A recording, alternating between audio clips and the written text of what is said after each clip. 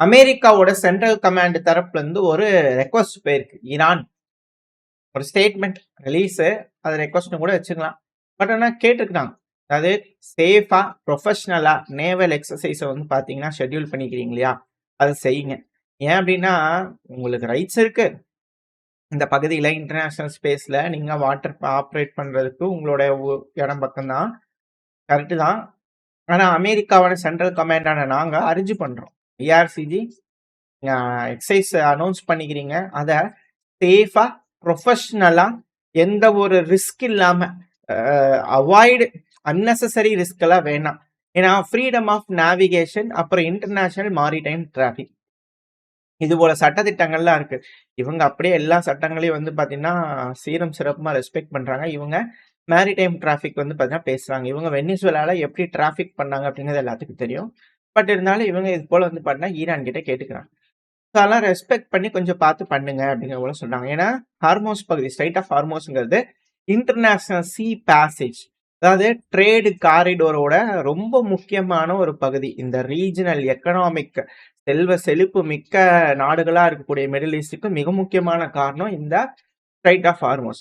So அந்த பகுதியில வந்து பார்த்தீங்கன்னா, இது போல நீங்க செய்யறது கொஞ்சம் பார்த்து சேஃபா இருந்துக்கோங்க. ஏன்னா ஒரு ரஃப்பா 100 கப்பல்கள் கிட்ட வந்து பார்த்தீங்கன்னா, போக்குவரத்து இருக்கு இந்த பகுதியில. இந்த நேரோ ஸ்ட்ரெய்ட்ல. அது ரொம்ப சின்ன பகுதி. அதனால ரிஸ்க் எடுத்து எதுவும் பண்ணாதீங்கப்பா. ரொம்ப ஸ்ட்ராட்டஜிக்கான ஒரு ட்ரேட் ரூட் கொஞ்சம் பார்த்து பண்ணிக்கங்க அப்படிங்கிற ரெக்வஸ்ட் வந்து பார்த்தீங்கன்னா, அமெரிக்க தரப்புலருந்து போயிருக்கு ஈரானுக்கு. அதாவது இவங்க வந்து கப்பல்லாம் கொண்டு வந்து வச்சிருக்காங்க. அதுவும் ரிஸ்க் இல்ல. ஆனா ஈரான் வந்து பார்த்தீங்கன்னா, அந்த இடத்துல ட்ரில் பண்றது ரிஸ்க். இதுல வந்து பண்ண இன்னொரு செய்தி நம்ம மீடியாக்கள்லயும் பார்த்திருந்தேன். என்னன்னா சைனாவும், ரஷ்யாவும் வந்து பார்த்தீங்கன்னா, இந்த ட்ரில்லுல இருக்காங்க அப்படிங்கிறது போல. நார்மலா மார்ச் மாசத்துல வந்து பண்ண இது போல செய்வாங்க. அந்த டைம் ரெகுலரா செஞ்சுட்டு இருக்கக்கூடிய ஒரு விஷயம் தான் ரஷ்யாவும், சைனாவும். ஆனா அஃபிஷியலா வந்து பார்த்தீங்கன்னா, ஈரானோட இணைஞ்சு செயல்படுறாங்களான்னு கேட்டீங்கன்னா, அது ஒரு சந்தேகம் தான். இப்ப வரைக்கும் எந்த ஒரு கன்ஃபர்மேஷனும் இல்ல. அ இதுக்கு முன்னாடி சைனா வந்து பார்த்தீங்கன்னா, ஆப்பிரிக்கா பகுதியில வந்து ட்ரில் பண்ணும்போதே வந்து பார்த்தீங்கன்னா, ஈரான் அப்சர்வரா இருந்தாங்க. மேபி அப்சர்வரா இருக்கிறதுக்கு வாய்ப்பு இருக்கு. இல்ல அப்டின்னா, இன்னும் எதுவும் பேசல. அஃபிஷியலா எந்த ஒரு கன்ஃபர்மேஷனும் இல்ல. ஈரான் நோ டாம் போட்டிருக்காங்க அவ்வளோதான். ஈரான் பெர்சனலா அவங்க ட்ரில் பண்றதுக்காக, அவங்க நாட்ட பாதுகாப்பா வச்சுக்கிறதுக்காக பண்ணிக்கிறாங்களே தவிர, மத்தபடி சைனாவும், ரஷ்யாவும் அங்க வராங்க அப்படிங்கிறது வந்து பார்த்தீங்கன்னா இல்ல. நார்மலா இது போல ட்ரில் நடக்குதுனாலே, மத்த நாடுகள்லாம் வந்து இணைஞ்சு செயல்படுறாங்கனாலே ஒரே விஷயம் தான். நம்ம இங்க நேட்டோ நாடுகள் என்ன செய்றாங்க அப்படிங்கிறத நம்ம பார்ப்போம். அதிகப்படியான ஆயுதங்கள கொண்டு வந்து பால்டிக் பகுதியில அக்குமுலேட் பண்ணி, சேர்த்து வச்சுக்கிட்டாங்கன்னா, சிறுக சிறுக வேணுங்கிற டைம்லாம் வந்து பார்த்தீங்கன்னா, உக்ரைனுக்கு குடுத்தரலாம். அதாவது ட்ரில்லு அப்படிங்கும்போது 1000 குண்டுகள் சுட்டேன் அப்படிங்கிறத சொல்லிக்கலாம். யாரும் வந்து பார்த்துட்டு கணக்குல வச்சுக்க போறதில்ல. நான் ஒரு 50 மிசைல் ஏவிட்டேன் அப்படிங்கிறது போல கணக்கு வச்சுக்கலாம். ஆனா, அங்க செஞ்சு வச்சுக்கக்கூடிய மிசைல்ல என்ன பண்ணுவாங்க, 1 மட்டும் ஏவி பார்த்துட்டு, மத்ததெல்லாம் வந்து பார்த்தீங்கன்னா, அப்படியே பேக்ல வச்சிருந்தாங்கன்னா, அப்படியே உக்ரைனுக்கு போயிட்டு இருக்கும். இது வந்து தனி கணக்கா இது போல நடந்துட்டு இருக்கும். இது போல செய்வாங்க அப்படிங்கிற விஷயங்கள் நம்ம செய்திகள் வந்து பண்ணா அரசல் புரசலா பேசிக்கிறாங்க. இப்படிலாம் நடக்குதுன்னு. நம்ம டீ கடை பெஞ்சுல பேசுறாங்கன்னு சொல்லிட்டு நம்ம சேனல்ல பார்ப்போம் அடிக்கடி. நார்மலா இங்க ஒரு ட்ரில் நடக்குது. அதுல ரஷ்யாவும், சைனாவும் வருதுன்னா டெஃபினட்டா இது போல ஒரு விஷயம் நடக்க வாய்ப்பு இருக்கு அப்படிங்கிற போல சில அண்ணசுகளோட கருத்துக்கள். ஆனா இப்ப வரைக்கும் ரஷ்யாவும், சைனாவும் வராங்களா இல்ல அப்படிங்கிறது தெரியல. பட் ஈரான் தன்னிச்சையா வந்து பார்த்தீங்கன்னா, அந்த இடத்துல ட்ரில்ல பண்ண போறாங்க. அதுல எந்த ஒரு மாற்றமும் இல்ல. அவங்க பிளாக் பண்ணிக்கிறாங்க. நோ டாம் போட்டிருக்காங்க. இந்த ஸ்ட்ரைட் ஆஃப் ஹார்மோஸ் ஏன் இப்போ ஈரான ட்ரம்ப் அவர்கள் இந்த அளவுக்கு த்ரிட்டன் பண்றாங்க? ஏன் நெகோஷியேட்டிங் டேபிளுக்கு கூப்பிடுறாரு? 2வது இந்த பகுதி அந்த அளவுக்கு ஏன் முக்கியம் அப்படிங்கிறது போல பல விஷயங்கள் இருக்கு இல்லையா? இதுல நெறைய விஷயங்கள் இருக்கு. மிக முக்கியமான விஷயம் அப்படிங்கிறது இந்த ஸ்ட்ரைட் ஆஃப் ஹார்மோஸ் பொறுத்தவரைக்கும், ஈரானோட முழு கட்டுப்பாட்டுக்குள்ள இருக்கு. ஒரு துளி மூக்கு நுழைச்சாங்கன்னா ஈரான் வந்து புடிச்சுட்டு போயிருவாங்க. ஏன்னா ஈரானோட ஜோன்குள்ள போகாம வர்த்தகம் அப்படிங்கிறது பண்ணா இடையூறு இல்லாம நடக்கிறதுங்கிறது ரொம்ப சிக்கல். ஸோ இந்த பகுதி ரொம்ப சேஃபா இருக்கணும். வர்த்தக பாதைக்கு எந்த ஒரு இடையூறும் இல்லாம இருக்கணும். எல்லாரும் வந்து பார்த்தீங்கன்னா, இன்வெஸ்ட் பண்ணணும் அப்டின்னா, ஒரே ஆப்ஷன் தான் இருக்கு இந்த பகுதியில. UAE வழியா வந்து பார்த்தீங்கன்னா, இந்தியா, யூரோப்போட மிடில் ஈஸ்ட் எக்கனாமிக் காரிடார் வந்து பார்த்தீங்கன்னா, அமெரிக்காவால G20ல வந்து பார்த்தீங்கன்னா, ஒரு முடிவுகள் எடுக்கப்பட்டது. அந்த வழிய வந்து பண்ண சொன்னாங்க இல்லையா? இப்ப கூட யூரோப்பியன் யூனியன் வந்து பார்த்தீங்கன்னா, mega trade mother of all deal அப்டிங்கிறத போட்டு போயிருக்காங்க. ஸோ இது போல எல்லா டீல் போட்டாச்சு. இப்ப எல்லாம் செஞ்சு வந்து பார்த்தீங்கன்னா, வர்த்தகம் பெருக்கணும் அப்டின்னா வழி வேணும் இல்லையா? வழித்தடம் வேணும் இல்லையா? இப்ப வழித்தடம் எங்க போகும்? UAE வழியா தானே போகுது. ஸோ UAE வழியா போகுது அப்டின்னா என்ன? எப்படி? அப்படிங்கிற கேள்வி வரும். அப்படி போகும்போது ஸ்ட்ரெய்ட் ஆஃப் ஹார்மோஸ்ங்கிறது மிக முக்கியமான ஒரு விஷயம். ஸோ ஈரான் நினைக்கிறாங்க அப்படின்னா, இன்கேஸ் அப்படின்னா ஈரானுக்கு வந்து பார்த்தீங்கன்னா, ஸ்ட்ராட்டஜிக்கலி ரொம்ப இம்பார்ட்டன்டான பொசிஷனுக்கு வந்துருவாங்க. இதெல்லாம் செய்யறதுக்கு முன்னாடியே ஈரான வந்து பார்த்தீங்கன்னா, உங்களோட கட்டுப்பாட்டுக்குள்ள கொண்டு வந்துட்டாங்கன்னா தான் மட்டும் தான், அவங்களால இந்த ரீஜியன்ல வந்து பார்த்தீங்கன்னா, வேற எதுவுமே செய்ய முடியாது. நாள பின்ன இஸ்ரேல் வந்து ஈரான் வந்து ஏதோ ஒண்ணு செய்றாங்க, ஏதோ த்ரிட்டன் பண்றாங்க அப்படிங்கும்போது, இல்ல ஈரான் இஸ்ரேல் அடிக்கணும்னு நினைக்கும்போது, ஈரான போய் யாரும் டச் பண்ணிட்டு இருக்க முடியாது. ஒன்ஸ் இது அமலுக்கு வந்துருச்சு அப்படின்னா, ஏன்னா இப்ப எப்படி செங்கடல் அப்படிங்கிறதோட யோசிச்சுக்கிட்டு இருக்காங்க. ஸோ இதுக்கப்புறம் வந்து பார்த்தீங்கன்னா, இந்த India, Europe, middle east economic corridor மாறிடும். அப்படி நடக்குது அப்படின்னா, யுஏஇக்கு போயிட்டு வரக்கூடிய கப்பல்கள் சேஃபா போயிட்டு வரணும். ஸோ அப்படி போயிட்டு வந்தா மட்டும் தான் வந்து பார்த்தீங்கன்னா, அந்த வர்த்தகம்ங்கிறது சீரும் சிறப்புமா இருக்கும். எல்லாரும் இன்வெஸ்ட் பண்ணுவாங்க. அந்த கப்பல் வணிகம், அந்த ரூட்டு, ரயில்வே ரூட் இது எல்லாமே வந்து பண்ணா சிறப்பா இருக்கும். இல்லைன்னா, சுத்தமா வேஸ்டால தலையில துண்ட போட்டு போயிற வேண்டியதுதான். இது எதுவுமே நடக்க போறதில்ல. ஸோ அமெரிக்காவோட கனவு அப்படிங்கிறது இங்க நடக்குமா? அப்படிங்கிறது இங்க இருக்கக்கூடிய கேள்வி. ஏன்னா, இஸ்ரேல், காசா பகுதிய முழுங்கிட்டாங்க. எல்லா அரபு உலக நாடுகளும் பார்த்துட்டு இருந்திருக்காங்க. மேபி அவங்களுக்கு இதுக்கப்புறம் வந்து பண்ண ஃபியூச்சர்ல எல்லாம் ஓகே அப்படிங்கிறது போல யோசிச்சிருப்பாங்களா என்னங்க தெரியல. பட் ஆனா, இப்போ அது போல விஷயங்கள்லாம் நடந்திருக்கு. அரபு உலக நாடுகள் கொஞ்சம் வெயிட் பண்ணி பார்த்துருக்காங்க. இப்போ ஈரான வழி கொண்டு வர வைக்க முடியல அப்படின்னா, நாளைக்கு அந்த ரூட் வந்து பார்த்தீங்கன்னா, எதுவுமே யூஸ் இல்ல. ஸோ அப்படி யூஸ் இல்லாத ரூட் வந்து பார்த்தீங்கன்னா, எந்த ஒரு வர்த்தகமும் வந்து பார்த்தீங்கன்னா கட்டுப்படுத்த முடியாது மேற்கு நாடுகள்னால. ஸோ இது எல்லாமே வந்து பார்த்தீங்கன்னா, கனவு கனவாவே போயிரும். மிக பெருமளவு ஸ்ட்ராட்டஜிக் எரரா வந்து பார்த்தீங்கன்னா, இது மாறிடும். ஸோ இது போல ஒரு விஷயம் நடக்குதுன்னா, ரொம்ப சிக்கலாயிரும். ஸோ அந்த ஒரு காரணத்துக்காக ஈரான மிரட்டுறாங்க அப்படிங்கிறதோட ஒரு விஷயம் இருக்கு. பட் இருந்தாலும் இப்ப கரண்ட்டா வந்து பார்த்தீங்கன்னா, ஈரான்னால இந்த ஸ்ட்ரைட் ஆஃப் ஹார்மோஸ வந்து கட்டுப்படுத்துறாங்கன்னா, என்ன மாரியான விஷயங்கள்லாம் நடக்கும் அப்படிங்கிற கேள்வி இருக்கு இல்லையா? இப்ப ஸ்ட்ரைட் ஆஃப் ஹார்மோஸ் ஏன்னா நாங்க பிளாக் பண்ணோம் அப்படிங்கும்போது ஈரான் தரப்புன்னு சொல்லியிருந்தாங்க. இது வந்து most strategic important trade route. Choke point in the world அப்படிங்கிறதுல வந்து பார்த்தா, இது மிக முக்கியமான ஒரு பகுதி. ஸோ இந்த அளவுக்கான ஒரு இம்பார்ட்டன்ட் ஏன் வருது அப்படின்னா, இது என்னதான் மெடிட்டரேனியன் சீல கனெக்ட் ஆகலனாலும், அரேபியன் சீலயும், இந்தியன் சீலயும் கனெக்ட் ஆயிருக்கு. பெர்ஷியன் கல்ஃப் வந்து பார்த்தீங்கன்னா, strait of Hormuz. Strait of ஹார்மோஸ்லேருந்து அப்படின்னா அரேபியன் சி அதுலேருந்து.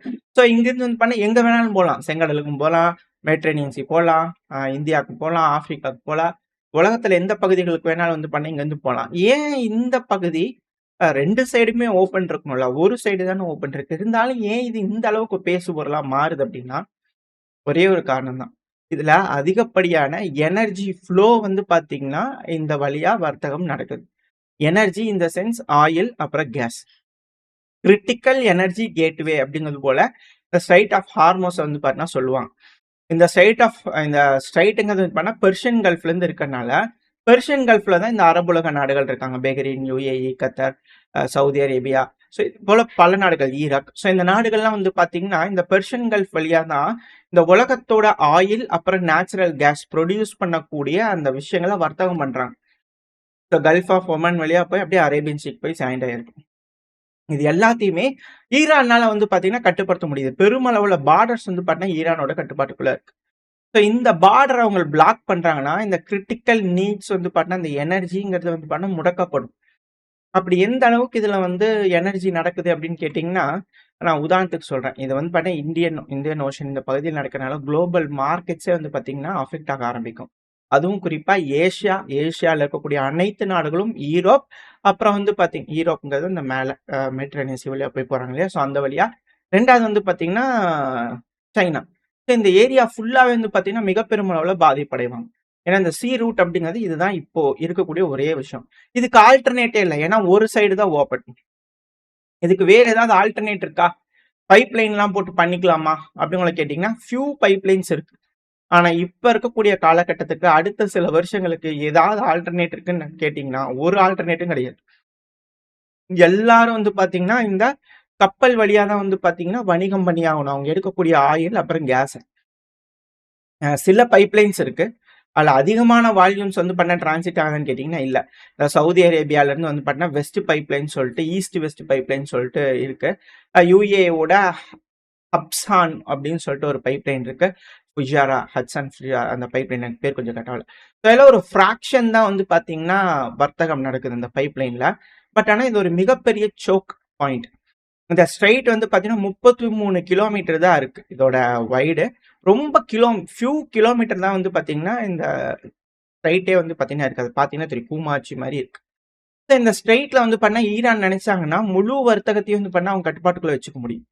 ஒரு சின்ன தொந்தரவு அந்த பகுதியில, ஏதோ ஒரு கப்பல் அங்க எஸ்குப்ஸ்கா நின்னு மாட்டிக்கிச்சு.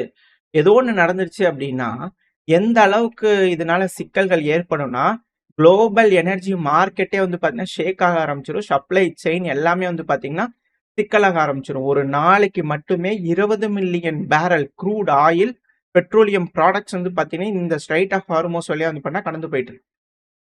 ரஃப்பா 20லிருந்து 30% இந்த கடல் வணிகத்துல இந்த ஆயில் ட்ரேட் வந்து பார்த்தீங்கன்னா, 20லிருந்து 30% வர்த்தகம்ன்றது இந்த ஸ்ட்ரெய்ட் ஆஃப் ஹார்மோஸ் வழியா நடக்குது. அதுவும் ரஃப்பா 20% ஆஃப் த வேர்ல்டு கன்சியூம் பண்ணக்கூடிய ஆயில் வந்து பண்ணா 20%. சீபான்லயே 20%, ரஃப்பா வேர்ல்டு கன்சியூமர்லயே 20%. அப்ப எந்த அளவுக்கு எனர்ஜி பிரைஸ் ராக்கெட் வேகத்துல ஏறும். அதுவும் ஹெவியா வந்து பார்த்தீங்கன்னா, வேர்ல்டுக்கே அதுவும் ஹெவியா அஃபெக்ட் ஆக போறது ஏசியா. அதுவும் குறிப்பா நம்ம இந்தியாவான நம்ம பெருமளவுல வந்து பண்ண பாதிப்படையும். ஸோ இது வந்து பார்த்தீங்கன்னா, 20லிருந்து 21 பில்லியன் பேரல்ஸ் வந்து பார்த்தீங்கன்னா, ஒரு நாளைக்கு 2023லிருந்து 25 வரைக்கும் அந்த கணக்கெடுப்பு பிரகாரம் ஒரு நாளைக்கு 20லிருந்து 21 மில்லியன் பேரல்ஸ் வந்து பார்த்தீங்கன்னா, வர்த்தகம் ஆயிட்டு இருக்கு. இந்த ஸ்ட்ரெய்ட் ஆஃப் ஹார்மோஸ்ல அப்படிங்கிறாங்க. இது போக வந்து பார்த்தீங்கன்னா, 20% வேர்ல்டு லிக்விஃபைட் நேச்சர் கேஸ் இருக்கு இல்லையா? கேஸ் சொல்லுவாங்கல்ல எல்என்ஜி. ஸோ அதுவும் வந்து பார்த்தீங்கன்னா, இந்த ஸ்ட்ரெய்ட் வழியா தான் ட்ரான்ஸ்ஃபர் ஆயிட்டு இருக்கு. So 20% oil, 20% case.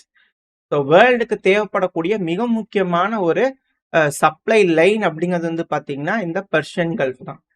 அதுவும் எஸ்பெஷலி ஏசியா, சீனா, இந்தியா, ஜப்பான், சவுத் கொரியா இது போல நாடுகளுக்கெல்லாம் வந்து பார்த்தீங்கன்னா, கட் ஆஃப் ஆயிரும். இந்த எனர்ஜிங்கிறதே வந்து பார்த்தீங்கன்னா, இல்லாம கட் ஆஃப் ஆகுறதுக்கு அதிகமா வாய்ப்புகள் இருக்கு. ஸோ எனர்ஜிலாம் வேற லெவல்ல போயிரும். எக்கனாமியே வந்து பார்த்தீங்கன்னா, நாடுகளோட எக்கனாமி பெர்ஷியன் கல்ஃப் மட்டும் முடக்கப்பட்டுருச்சு அப்படின்னா, ஸ்ட்ரெய்ட் ஆஃப் ஹார்மோஸ்லாம் முடக்கப்பட்டுருச்சு அப்படின்னா, இந்தியாவோட எக்கனாமிலாம் வந்து பார்த்தீங்கன்னா, சின்ன பின்னமாயிரும் அப்படிங்கிறதுல பல அனலிஸ்ட்களோட கருத்துக்கள். இது மிக முக்கியமான ஒரு பகுதி. இந்த பகுதிய தான் வந்து பார்த்தீங்கன்னா, ஈரான் எங்க மேல பிரச்சனை பண்ணிட்டீங்க. நீங்க எங்களுக்கு நேவல் பிளாக்கேட் போட்டா, இங்க நாங்க பிளாக் வச்சுருவோம் அப்படிங்கிறது போல ஈரான் தரப்புன்னு சொல்றாங்க. ஈரான் அவங்கள புரொடெக்ட் பண்ணிக்கிறதுக்காக மிக பெருமளவுல அவங்களோட காயின்ஸ ப்ளே பண்றாங்க. இந்த பகுதியில ட்ரில் பண்ண போறாங்க. அதுவும் இந்த பிப்ரவரி மாசம் தொடக்கத்திலேயே வந்து பண்ணி இது நடக்க போகுது. அதுவும் இங்க மெடிட்டரேனியன் சி வழியா போய் யூரோப்புக்கு போனாலும், ஆப்பிரிக்கா, ஏசியா, யூரோப் எல்லாத்துக்கும் வந்து பார்த்தீங்கன்னா, இது மிக முக்கியமான ஒரு பகுதியா இருக்கு. எடுக்கக்கூடிய ஆயில் கேஸ இந்த வழியா வந்து பார்த்தீங்கன்னா, டிரான்ஸ்ஃபர் பண்றது. அவ்ளோ சீக்கிரமா வந்து பார்த்தீங்கன்னா, இந்த இடத்துல இவ்ளோ பெரிய சிக்கல் நடக்குதுன்னா, நீண்ட நாளைக்கு ஒரு பிரச்சனை நடக்குதுன்னா, உலகம் ஃபுல்லா வந்து பார்த்தீங்கன்னா, அமெரிக்காக்கு எதிரான கருத்துக்கள் வர ஆரம்பிக்கும். பல நாடுகளும் வந்து பார்த்தீங்கன்னா, ஸ்தம்பிச்சு போவாங்க. அமெரிக்காக்கு எகெயின்ஸ்டா திரும்புறதுக்கு கூட வாய்ப்புகள் இருக்கு. அதுதான் எண்ட் ஆஃப் டாலர் அப்படிங்கிறத சொல்றாங்க. அமெரிக்கா மட்டும் ஈரான் மேல கைய வச்சு, எஸ்கு புஸ்கா தப்பாயிருச்சு, வெனிசுலா மாரி கிளீன் ஆப்பரேஷனா இல்லாம, ஒரு சின்ன எரர் ஏற்பட்டுச்சுன்னா கூட, அமெரிக்காவோட டாலர் அன்றோட முடிஞ்சிரும் அப்படிங்கிறது போல பல அனலிஸ்டோட வார்னிங்ஸா இருக்கு. அந்த அளவுக்கு எனர்ஜி எக்ஸ்போர்ட்ஸ் வந்து பண்ண இந்த பகுதியில் நடந்துகிட்டு இருக்கு. அதுதான் இந்த ரீஜனோட மிக பெருமளவுல இருக்கக்கூடிய இம்பார்ட்டன்ஸ். அதுவும் எல்என்ஜிலாம் வந்து பார்த்தீங்கன்னா, இது ரொம்ப பெரிய இம்பார்ட்டன்டான ஒரு ரூட். இந்த பகுதியில தான் வந்து பார்த்தீங்கன்னா, 2 வாரமா அமெரிக்கா சர்வேலன்ஸ் பண்ணிட்டு இருக்காங்க. விமானங்கள் யூஸ் பண்ணி, அதுவும் ஈரானோட தெற்கு பகுதி. ஏன்னா பெர்ஷியன் கல்ஃப் ஈரானோட தெற்கு பகுதி. தினம் தினம் வந்து பார்த்தீங்கன்னா, ஏர்கிராஃப்ட்ஸ் வந்து பண்ண ஆப்பரேட் ஆயிட்டு இருக்கு. 11 நாள் 11லேருந்து 14 நாளா வந்து பார்த்தீங்கன்னா, தொடர்ந்து இந்த பகுதியில வந்து ஆப்பரேட் பண்ணிட்டுருக்காங்க. MQ-4C ட்ரின்ட்ரான் வந்து பார்த்தீங்கன்னா, இந்த பகுதிகள்ல தொடர்ந்து பறந்துகிட்டு இருக்கு. ஜனவரி 17லேருந்து வந்து பார்த்தீங்கன்னா, 17, 19, 22 தொடர்ந்து 30 கூட வந்து பார்த்தீங்கன்னா, ஜனவரி 30 கூட பறந்திருக்கு. 2வது P-8 பொசைடன் A 23ஆம் தேதியிலேருந்து 26ஆம் தேதி வரைக்கும் வந்து பண்ணா பறந்துகிட்டு இருக்கு. தொடர்ந்து அதுக்கப்புறம் வந்து பார்த்தீங்கன்னா, ஆப்ரஹாம் லிங்கன் கேரியரிங் வந்துச்சு. அது வந்து பண்ண 27 ஜனவரிக்கு வந்தது. ஒரு மேசிவான பில்டப் லிங்கன் கேரியர் வர்றதுக்கு முன்னாடியே வந்து பார்த்தீங்கன்னா, இந்த பகுதிகள்ல ஃபுல்லாவே அமெரிக்கா சர்வேலன்ஸ்ல இருக்காங்க. இந்த பகுதி எந்த அளவுக்கு இம்பார்ட்டன்ட் அப்படிங்கிறது இந்த ஒரு பதிவு மூலியமா உங்களுக்கு தெரிய வந்திருக்கும். இது எல்லாத்துக்கும் தெரிஞ்ச ஒரு விஷயம் தான். பட் இருந்தாலும் இப்போ ஈரான் மேல கை வைக்கிறாங்கன்னா, வேர்ல்டுல எனர்ஜி ரேட்டுங்கிறது ராக்கெட் வேகத்துல போக ஆரம்பிச்சிடும். இதனால என்ன ஒரு இம்பாக்ட் இருக்கும் அப்படின்னா, யூரோப் நினைக்கிறாங்க இல்லையா, சாங்ஷன் போட்டு ரஷ்யாவோட ஆயிலுக்கு பிரைஸ் கேப் போடுறாங்க அப்படிங்கிறது போல. அது வந்து பாத்தீங்கன்னா செல்லுபடியாகாது. இப்போ ரஷ்யாவோட ஆயில் வந்து பாத்தீங்கன்னா அதிகமான விலைக்கு விற்க ஆரம்பிச்சிடும். அவங்க கம்மியான ஆயில் கொடுத்தாலும் அதிகமான விலைக்கு விற்க ஆரம்பிச்சிடும். ஏன்னா ஆயில் இருக்காது, தட்டுப்பாடு வர ஆரம்பிச்சிடும். கொஞ்ச நாளைக்கு இந்த போர் இழுக்குதுனாலே. அப்படி இழுக்குது அப்படின்னா, இத்தனை நாளா வந்து பண்ண யூரோப்பா இருக்கட்டும், மத்த நாடுகள்லாம் கஷ்டப்பட்டு ரஷ்யாவை முடக்கணும் எக்கனாமிக்கல் ரீதியா அப்படின்னு யோசிச்சாங்க இல்லையா? ஸோ இந்த ஒரு தவறான ஒரு மூவ்னால ரஷ்யாவுக்கு வந்து பார்த்தீங்கன்னா, ஒரு அட்வான்டேஜ் கிடைக்கிறதுனால, அந்த பகுதியில வந்து பார்த்தீங்கன்னா, ரஷ்யாவோட எக்கனாமிங்கிறது ரொம்ப அதிக அளவுல சேவ் ஆக ஆரம்பிச்சுரும். 2வது வின்டர் ரொம்ப கொடுமையா போயிட்டு இருக்கக்கூடிய சமயத்துல, இந்த பகுதியில வந்து பார்த்தீங்கன்னா, முழு பகுதிகள்லயும் சண்டை நடக்குது. ஏன்னா, ஈரான் என்ன சொல்றாங்க, அமெரிக்காக்கு ஆதரவா இருக்கக்கூடிய எல்லாத்தையுமே நாங்க அடிப்போம் அப்படின்னுலாம் சொல்றாங்க. ஸோ ஒரு வேளை அப்படி நடக்குது அப்படின்னா, இந்த பிராந்தியத்திலிருந்து எனர்ஜி, கேஸ் எக்ஸ்போர்ட், இம்போர்ட் எதுவுமே நடக்கலன்னா, ஈரோப் ஸ்தம்பிச்சு போக ஆரம்பிச்சுருவாங்க. ஸோ இந்த ஒரு காரணத்தினால ஈரோப்னால தொடர்ந்து போர் செய்யறது அப்படிங்கிறது முடக்கப்படும். ஏகப்பட்ட விஷயங்கள் வந்து பார்த்தீங்கன்னா, இந்த ஒரு இதுல இருக்கு. ஒண்ணு ட்ரம்ப் அவர்கள் ஈரோப்ப மிரட்டுறதுக்காக கூட இங்க ஈரான்ல நிக்கலாம். அதான் அப்படி இல்ல. பட் ஆனா சிலர் அது போல சொன்னாங்க. பட் இந்த போர முடிக்கணும் அப்படிங்கிறதுக்காக. ஏன்னா ரஷ்யாவையும் வழிக்கு கொண்டு வரணும். அட் த சேம் டைம் யூரோப்பையும் வழிக்கு கொண்டு வரணும். அது எல்லாத்துக்கும் மேல ரஷ்யாவுக்கு உதவியா இருக்கக்கூடிய நாடுகள், அதுவும் குறிப்பா சைனா, இந்தியாவ வழிக்கு கொண்டு வரணும். அவங்க எக்கனாமிக் கிரம்பிள் ஆகுது அப்படிங்கும்போது, அவங்க வழிக்கு வரணும்னா, அமெரிக்கா இந்த இடத்துல முடக்கணும். இந்த இடத்துல கை வச்சாங்கன்னா, மேபி ரஷ்யாக்கு சப்போர்ட் இருக்காது. ஸோ ரஷ்யாவுடைய அலைஸ் ரொம்ப அதிகப்படியா பிரஷர சந்திக்கிறதுனால, மேபி ரஷ்யா வழிக்கு வரதுக்கு வாய்ப்பு இருக்கு அப்படிங்கிற சிலர் தரப்புன்னு சொல்றாங்க. மேபி யூரோப்பும் கொஞ்சம் வழிக்கு வரதுக்கு வாய்ப்பு இருக்கு அப்படிங்கிற சிலர் தரப்புன்னு சொல்லிட்டு இருக்கிறாங்க. ஸோ இதுல ஏகப்பட்ட விஷயங்கள் இருக்கு. இந்த ஈரான் மேல கை வைக்கிறதுனால. ஃபியூச்சருக்கும் இந்த வர்த்தக பாதையில ஈரான் கிட்ட இருந்து வந்து பார்த்தீங்கன்னா, சில டிஸ்பியூட்டட் டெரிட்டரிஸ் இருக்கு. ரவுண்டா மார்க் பண்ணியிருக்கேன். அந்த இடத்துல வந்து 2, 3 தீவுகள் இருக்கு. இது வந்து யுஏஇ ஓடது அப்படின்னு கிளைம் பண்றாங்க.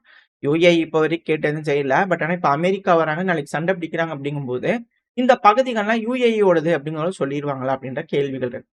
ஆனா ஈரானும் வந்து சும்மா இல்ல. இந்த பெர்ஷியன் கல்ஃபா இருக்கட்டும், கத்தரோட கோஸ்ட்டா இருக்கட்டும், இந்த பகுதிகள வந்து பார்த்தீங்கன்னா, அவங்களும் ரிகானிசான்ல வந்து பார்த்தீங்கன்னா ஈடுபட்டுக்கிட்டு இருக்காங்க.